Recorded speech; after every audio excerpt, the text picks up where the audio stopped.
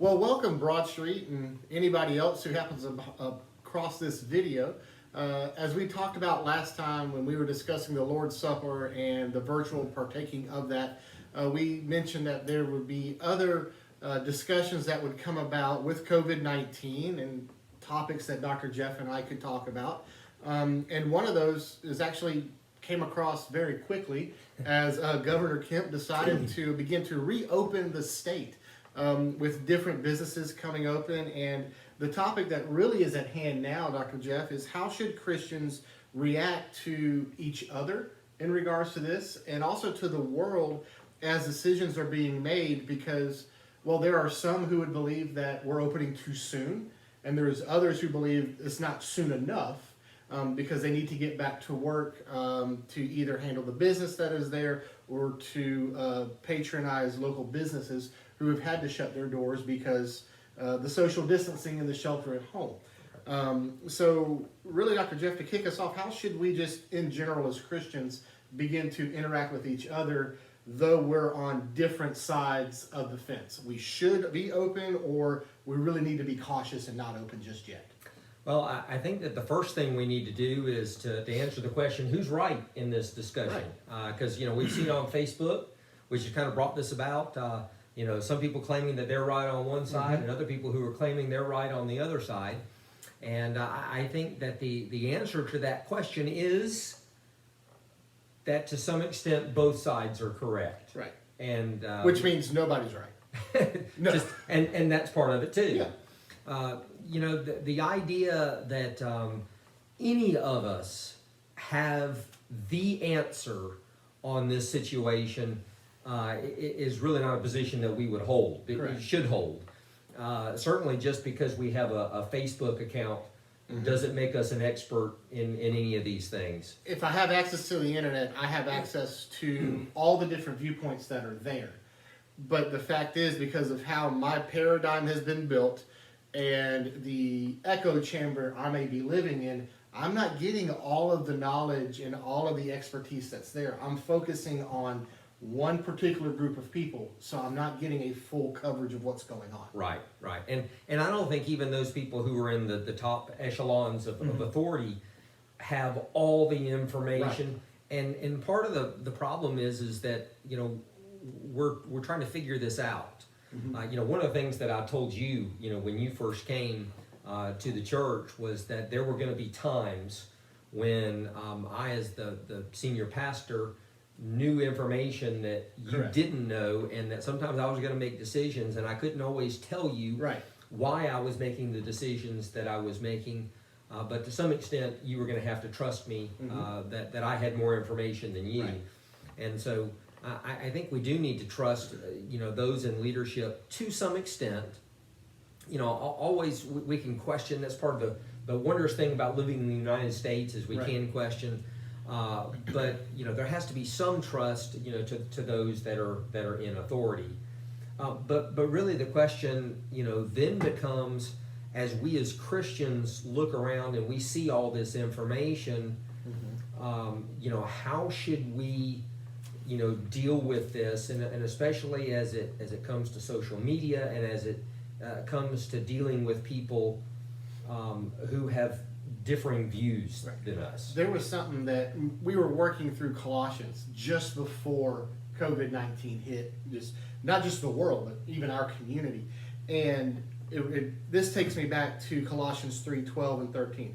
Therefore, as God's chosen people, holy and dearly loved, clothe yourselves with compassion and kindness, humility, gentleness, and patience.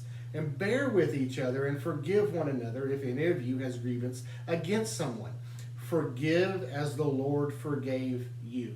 And as you and I kind of tag team this section of Colossians in back-to-back services, we really emphasize and stress that the clothing ourselves with compassion and kindness and humility and gentleness. And in a very novel situation, as COVID-19 has presented us, and as we strove to handle it on the forefront in moving virtually to services and shutting down the offices to an extent, trying to navigate this, because we have never gone through this. Seminary didn't prepare us for how to handle a pandemic, and y'all have been gracious to us as we've made these decisions. And we need to afford that same grace and compassion, not only to our government at the state level, the leaders that are there, but also in our community, in our county level, but also to the leaders of the church and leaders within our own lives as we work and navigate this together. There's that compassion that we have to have. And we may be disagreeing on one point or another, and that's okay. Because again, this is novel to us as we begin to open back up from the pandemic. Yeah. So we're learning this all on the fly. Yeah, and I think that part of and one of the things that the scripture really talks about there, and the book of Ephesians says very much the same thing. Correct. You know, bearing with one another, having, you know, being completely humble and gentle, and how we deal with one another. And you know, we tend to kind of look at things from a certain perspective.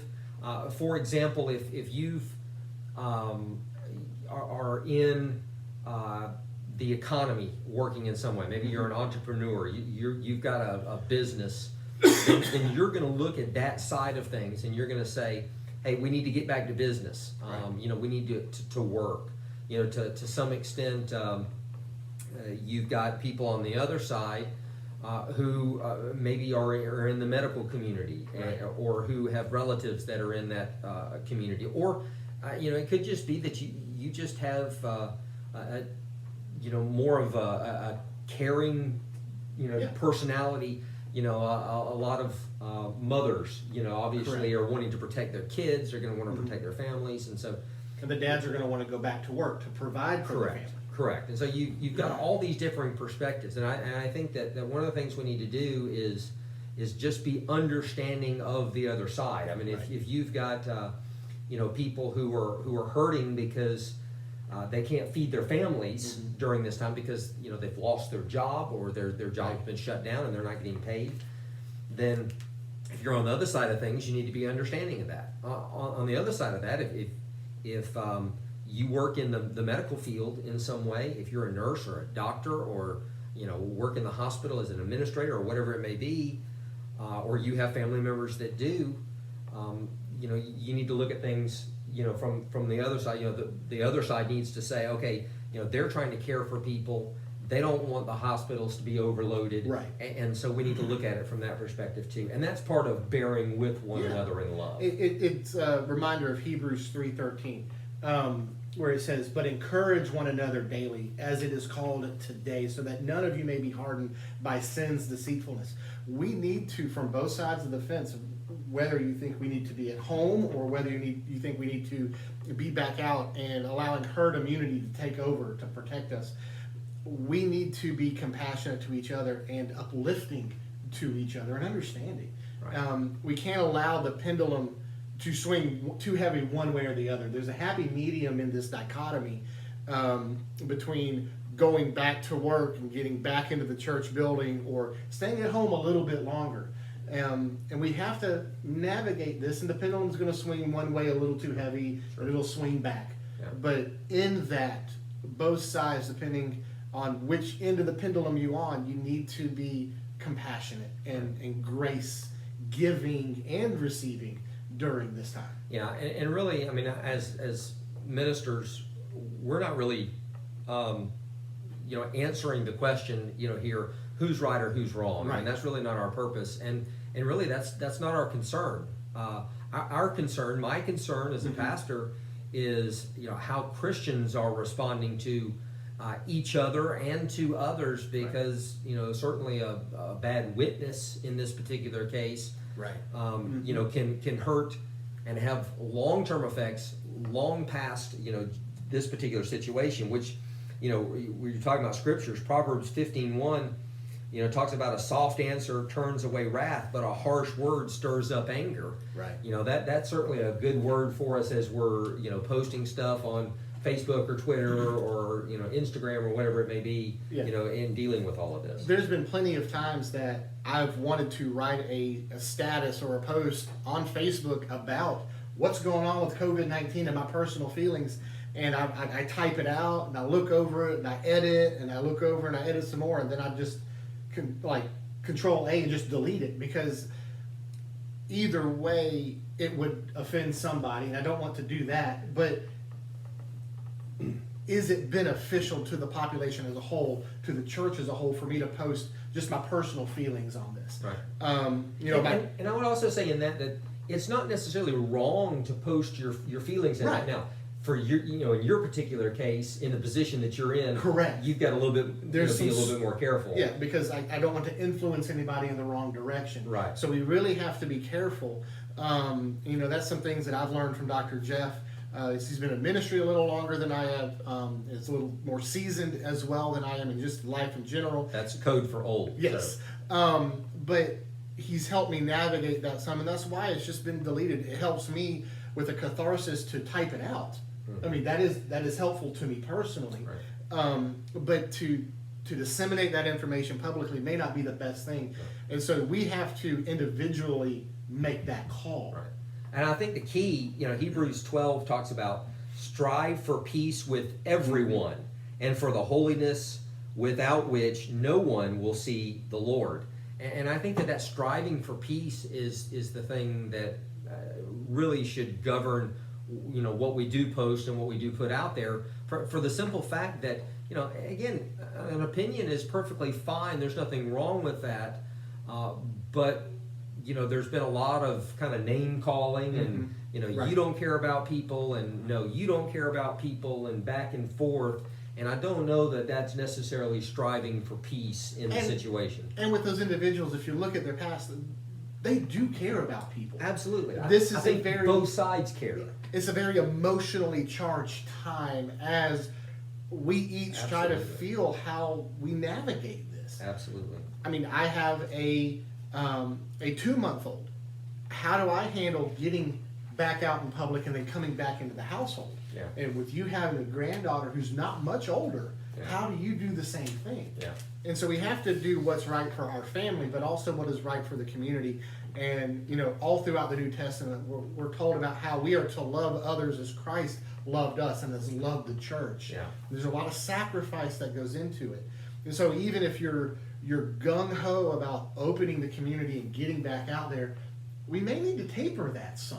Yeah. Because we have to look out for not only our fellow believer who loves the Lord just as much as we do but may see things differently, but we also have to look at the lost in the world who doesn't know Jesus, Yeah. and we need to be pointing them to Christ through our actions and our behavior. Right. Yeah, I think you just said there, about love, and I was thinking about 1 Corinthians 13, where it talks about the description of love. Right. And Love is patient, love is kind, love is humble. absolutely. And those are traits that we need to have during this time, just for the simple fact that we're all struggling. I mean, this is hard on everybody. I mean, I've certainly, been writing a lot about Shelley Berryhill and Right. the situation that he's going through and trying to help their family, by getting information out, and I've been dealing with it on that side. On the other side, I've got a family member who has lost his job and he's got Right. kids to feed, and Right. so both sides are struggling, and we just need to have that love and compassion Correct. for each other in this, and acknowledge none of us have the answer, because none of us can tell the future. Correct. Correct. Only God knows what's going to happen, and none of us knows what's going to happen next month. So we just need to be patient and kind and compassionate to one another in all of this. And not just now as we navigate towards the next month that we have, but the months that are coming up afterwards. As we talk about in your video that you posted yesterday about the future plans of coming back together as a church. We're not there yet. Yeah. Now, we could, this Sunday, if we felt like it, make that decision to come Legally back. speaking, Legally, right. we can. But, as we've had conversations way before this one, it's not the best thing yet.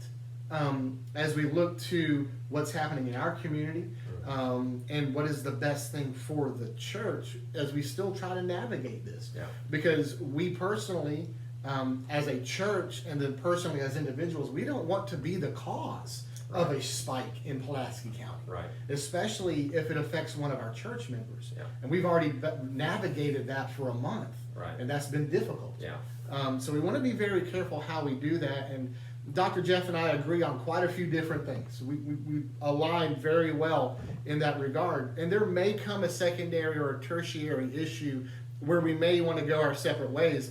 But again, we do it in love and compassion, humility, knowing that this is new for all of us. Yeah, and some of this is us, for our church members, asking for your grace because, we're going to have to make decisions in the future. And, some of you may agree and some of you may disagree. The fact of the matter is we're doing the best we can with the information that we have. Correct. And, we're not just thinking about the physical health of people. As ministers of the gospel, we've got to think about the spiritual health of people and what this is doing, to our congregation and to Christians in this community, because we're not able to meet together. You don't have that accountability and love and compassion. So, we need to think about all of that. Just another proverb that I wanted to share that I think is helpful is Proverbs 21:23 that says, "Whoever keeps his mouth and his tongue keeps himself out of trouble." Yep. And boy, that should be for the Christian, one of the scriptures that we think about more than anything when it comes to posting on social media. And let me also say too, we're not here reprimanding anybody. Right. There isn't any individual that we've talked about or thought about that we said, we need to do this. It's just the general sense of things that we're both seeing on our feeds out there. And for our congregation, we just want to say we love you and we care about you, and be careful about your witness to people, even through this time and the things that you put on. We want to be loving and compassionate and understanding, because this is just a hard situation for everybody. And maybe, some advice. We all have our echo chamber. I mentioned that earlier. Maybe it would be beneficial to research and do some reading on the other side of the spectrum, that other side of the pendulum that you may not agree with, but in reading their reactions and how they want to handle it, we may garner more information and a better understanding of somebody who's on an opposition to us, just in viewpoint on how we handle this, not as a believer, because we both believe that Jesus Christ is Lord of our life, because we've placed our faith in Him, because He's died on the cross for our sins. But we may differ in certain areas on COVID-19 and reopening, and it's okay to click on the link that they posted to see what they have to say. And don't be offended by a title of an article, because those are meant to inflame and draw emotion. But the body of the message is most likely not exactly how that reads. Yeah, and all of this, I think, is good advice for the Christian faith, as a whole. Because as Christians, we're not afraid of other views. So, we don't just want to shut down other views that are out there. Correct. We want to look and see, is there validity, to this, because we believe that the Christian faith will stand up to any of it. So, correct. We want to do that, especially in these issues that are not of a first-tier theological standpoint, where we're talking about whether you're a Christian or not. These are issues that we can disagree about as Christians and still love and have compassion for each other. Agreed. So, all right. Well, listen.